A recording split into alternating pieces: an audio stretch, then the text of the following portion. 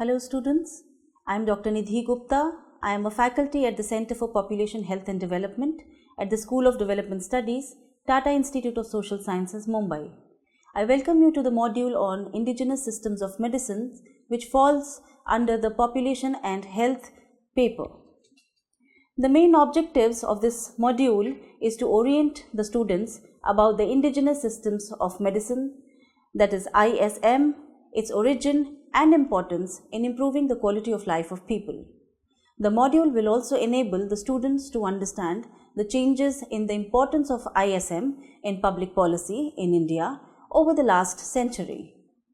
This module also highlights the role of ISM in strengthening the health system of our country in bridging the gap between the demand and supply of healthcare. An important objective of this module is to introduce the concept of medical pluralism and the challenges that arise due to medical pluralism. The World Health Organization has acknowledged that there is no satisfactory term to refer to the non-Western or the so-called indigenous medical system, and the traditional medicine eludes precise definition or description. The term traditional medicine includes diverse health practices, approaches, knowledge and beliefs, incorporating the plants, animals and/or the mineral-based medications, the spiritual therapies, the manual techniques and exercises applied singularly or in combination to maintain the well-being as well as to treat, diagnose and prevent illness. Indigenous system of medicine is the term which is usually used to emphasize the civilization origin of a particular system of medicines. For example, biomedicine, homeopathy and naturopathy have their origins in Europe, and so are indigenous systems of Europe. Similarly, the Ayurveda, Siddha and Unani systems of medicine have their civilizational origins in India.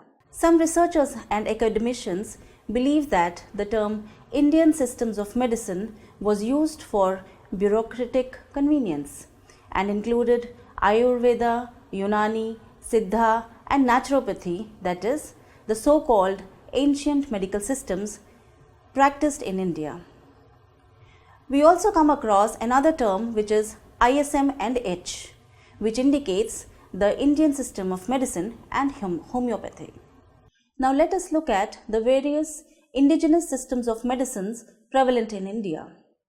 In India, Ayurveda, Siddha, Unani, Yoga, homeopathy and naturopathy together encompass the indigenous systems of medicine. Of these systems, only Ayurveda and Yoga are native to our country.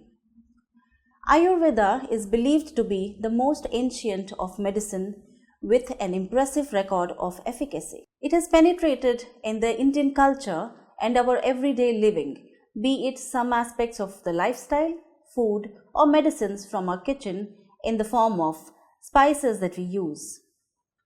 Concepts and practices pertaining to diet, work, daily life and life cycle are more coherent and constitute the health culture of a region derived from the indigenous medical traditions.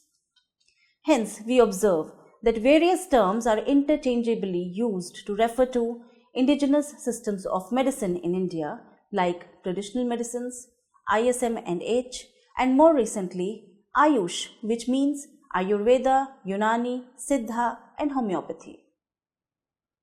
Let us look at the origin and philosophy of various indigenous systems of medicines prevalent in India. Ayurveda.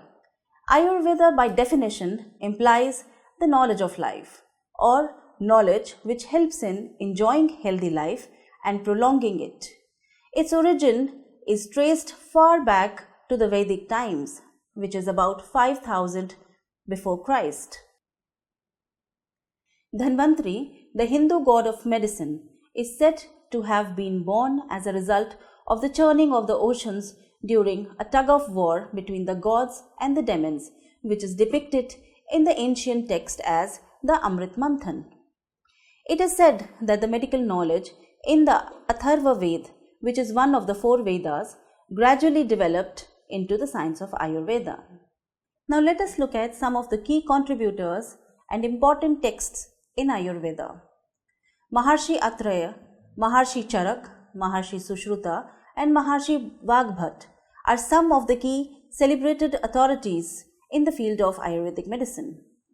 Among the many distinguished names in Hindu medicine, Charak is known as the father of medicine, who wrote the classic text of Charak Samhita. Similarly, another acclaimed contributor, that is Maharshi Sushruta, is known as the father of Indian surgery. He compiled the surgical knowledge of his time and its classic text is called Sushrut Samhita. Now let us look at the philosophy of Ayurveda. As we discussed, Ayurveda is the science or knowledge of life. The purpose of Ayurveda is to protect the health of the healthy and to alleviate disorders of the diseased, which is clearly highlighted in the shloka Swasthasya Swasthya Rakshanam Aturasya Vikar Prashmanancha. That means the ultimate aim is the attainment of salvation through liberation and good consciousness, that is moksha, after attaining a good health and prolonging the life. Ayurveda is based on the Tridosha theory of disease. The doshas or the humors are Vata or the wind, Pitta or the gall, and Kapha, the mucus. When these are in perfect balance and harmony, then it is called Samavastha, that is, a person is said to be healthy. However, any disturbance in the equilibrium of these three humors results in diseases. And the treatment of the disturbance of these three doshas is rectified by using a holistic approach through Pathya Ahar, Vihar and Aushadh. For this, it is understood that Ayurveda's approach towards individual's disease, drug is basic, holistic and natural. Ayurveda believes in the principle that whatever existed in the universe can be seen within the body. Therefore, diet and drugs are derived from the natural resources and are to be used according to elements, that is the Mahabhutas, humors or the doshas, and the individual's constitution, that is the individual's prakriti. This Tridosha theory of disease is strikingly similar to the theory of four humors in the Greek medicine. Now let us look at the other indigenous systems of medicines like Unani, Siddha and homeopathy. Among other indigenous systems, Unani, homeopathy are not of Indian origin. The origin of Unani system of medicine is traced to the ancient Greek medicine, which was introduced by the Muslim rulers in India in about the 10th century AD. By the 13th century, the Unani system of medicine was firmly entrenched in the northern parts of the country, especially in the towns and the cities of Delhi, Aligarh, Lucknow and Hyderabad. Homeopathy. The origin of homeopathy is traced in the late 18th century in Germany. Dr. Samuel Hahnemann is known as the father of homeopathy for creating this alternate system of medicine. Homeopathy gained foothold in India in early 19th century during 1810 and 1839.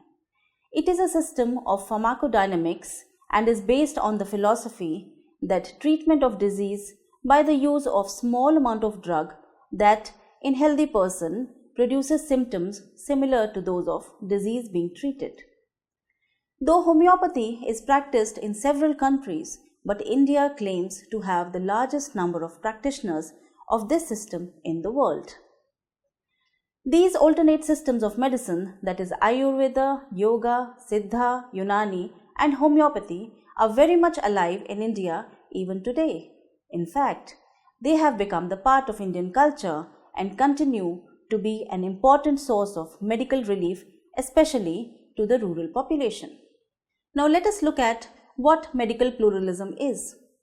The term medical pluralism is used to describe the coexistence in a society of different medical traditions grounded in different principles based on different worldviews.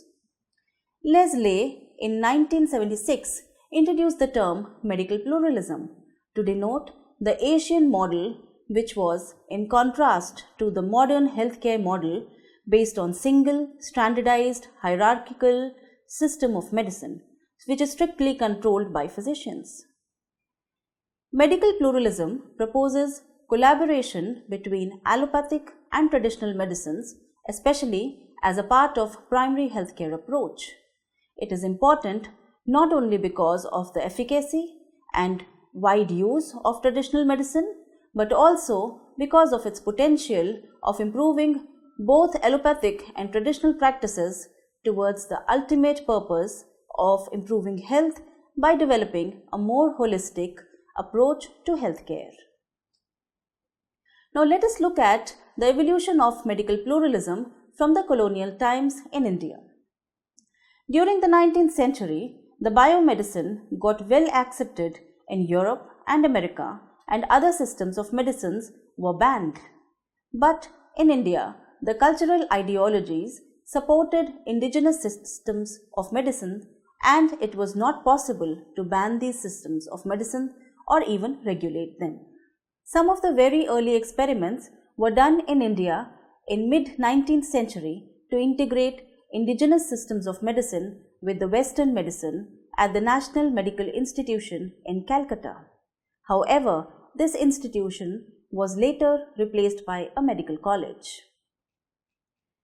The indigenous practitioners played an instrumental role in establishment of Western medicine in India in the 19th century, as they themselves got trained in the Western medicine in the vernacular language. By the end of 19th century, the ISM was informally integrated with the medical services. However, the practitioners of modern medicine achieved hegemony, while the ISM practitioners as well as the trained Dais were allocated minuscule or the leftover jobs. By 20th century, there was a strong resistance towards indigenous systems of medicine, as medical registrations were denied to the practitioners of indigenous systems of medicine, and the allopathic doctors were deregistered for being associated with ISM institutions. Though there were protests against these acts, and some of the wealthy people supported the establishment of institutions for training manpower in ISM. Now let us look at the situation of medical pluralism post-independence. At the time of independence in 1948, the Bore Committee established the direction of India's health system, which grossly overlooked the role of traditional medicine. Bore Committee was not having even a single representation of these indigenous systems of medicine on its board.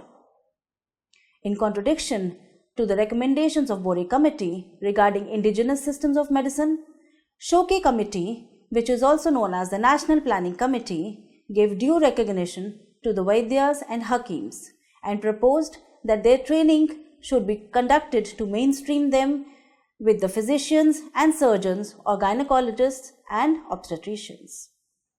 Another important committee titled the Chopra Committee was set up to plan for ISM in independent India. The committee recommended mutual learning between allopathy and the indigenous system of medicine, and some practitioners of each being given education in the other so that all systems could be enriched and evolve into one integrated knowledge system. Though many of these committees were set up for recommending health planning in India post-independence, supported the strengthening of indigenous system of medicine, they prioritized the modern medicine by asserting that the national health services should be based on modern medicine and its persons should be adequately trained in modern medicine to be comparable to international standards. These recommendations and thinking of people involved in planning of health services at the national level led to supremacy of modern medicine in the Indian health system and making medical pluralism official. This subordination, in addition, led to consequential marginalization of budgets for indigenous system of medicine, which eroded these rich systems of medicines over the next few decades. However, The focus on ISM regained its importance after a radical change that took place after the Alma Ata in 1978, which recognized the traditional medical practitioners as important allies and recommended their training and engagement in primary health care. This was reflected in India's first national health policy, which was launched in 1983, that recommended ISM and H to be integrated in the overall healthcare delivery system. The policy also referred to Indigenous system of medicine as our rich, centuries-old heritage of medical and health sciences. This was followed by various other developments in the consecutive years. In 1971, the Central Council of Indian Medicine was established to prescribe the minimum standards of education in indigenous medicine. In 1995, the Department of Indian System of Medicine and Homeopathy was established. In 2003, the Department of Ayush was installed, which focused attention for development of education and research in Ayurveda, Yoga and Naturopathy, Unani, Siddha and Homeopathy. In 2014, a major boost came when the Ministry of Ayush was established by upgrading the existing Department of Ayush. Now let us look at the indigenous system of medicine practitioners as healthcare providers in our healthcare system. The ISM practitioners provide the bulk of medical care to the rural people. Ayurvedic physicians alone are estimated to be 4.38 lakhs. Majority, that is about 90% of the Ayurvedic practitioners provide care services in the rural areas. These physicians are familiar with the local context both socially and culturally. Hence, their acceptance in the community is very high and they are the primary healthcare providers in the interiors. Since 2005, the Government of India undertook a very progressive step by launching National Rural Health Mission, which aimed at strengthening the public health system to provide quality and accessible care to people living in rural areas of the country. Under NRHM, one Ayush doctor was to be posted at the primary health center and 2 at the community health center. This was a step towards integrating Ayush in NRHM. Under the other infrastructure that was created, there was separate Department of Ayush which was created at the ministry level. At CHC, separate allocation of space was provided to Ayush doctors with separate paramedical personnels and Ayush medicines available at CHC. The purpose of mainstreaming was 1. To give choice of treatment to patients, and 2nd was to strengthen the public health services system by providing human resource in the form of Ayush doctors. Now let us look at the Ayush infrastructure and the human resource that has been added to the public health system after NRHM till 2011. Over 11,000 doctors, Ayush doctors have been added to the public health system.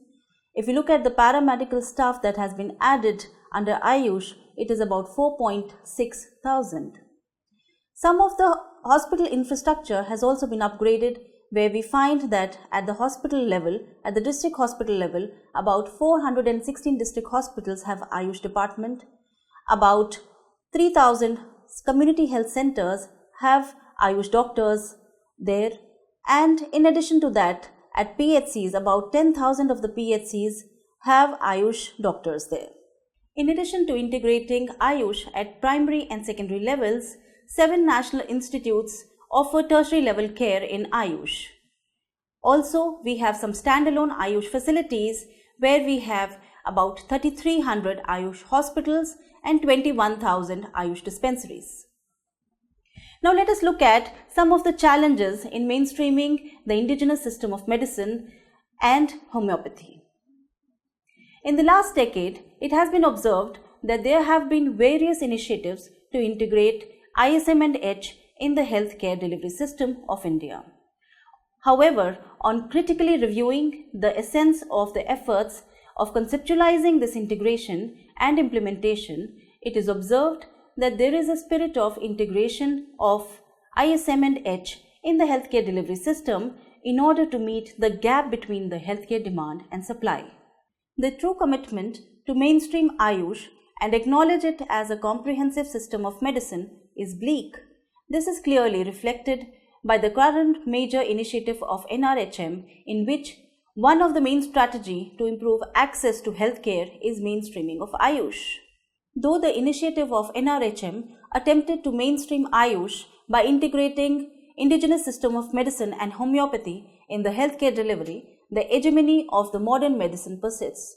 This is clearly reflected by the fact that ISM and H practitioners as well as paramedics have been recruited on temporary basis, and there is an inequality regarding salary structure of Ayush doctors as compared to allopathic doctors.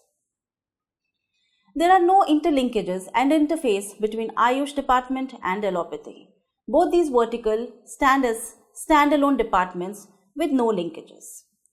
Although biomedical knowledge was integrated in Ayush training as per the recommendations of the Chopra committee, but no learning of Ayush system was incorporated in allopathic medicine. If we look at the Indian Public Health Standards, it clearly provides a guideline for herbal medicine gardens at the primary healthcare centers and the sub-centers, which are practically absent.